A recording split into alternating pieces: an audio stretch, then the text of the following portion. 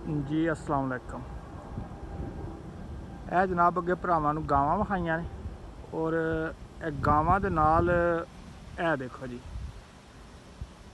ਇਹ ਜਿਹੜੇ ਜ਼ਿਮੀਂਦਾਰ ਨੇ ਗਾਵਾਂ ਰੱਖੀਆਂ ਨੇ ਉਹਨੇ ਨਾਲ ਇੱਕ ਇਹ ਜੰਗਲ ਹੈ ਨਾ ਸਾਰਾ, ठीक है जी, बूटे शूटे लगे ने इधर ओपन जंगल है। यह चीज़ जी अगर ध्यान करो तो माखियों के छत्ते ने ये, यानी कि माखियों सारी जी अंदर जाती है, पी जी होंगी है जिन्होंं असीं आखने जंगल की माखियों का शहद बड़ा महंगा। यह वेखो जनाब, माखियों ने अपना उन्होंने माखियों का सिस्टम बनाया है, यानी कि हर चीज़ तो बंदा फ़ायदा उठा सकता है अगर बंदे दे कोल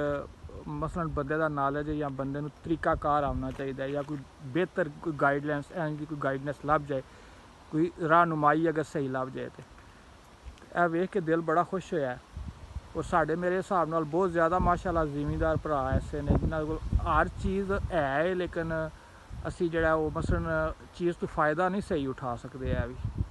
हुण उस बंदे का कोई खर्चा नहीं आंदा पिया, कोई कुछ नहीं, और उन्हें यह जनाब समझ लो शहद की फैक्ट्री उन्हें नाल वक्री खोली ते बड़ी गल है ना, है जी, माशाअल्लाह जी माशाअल्लाह।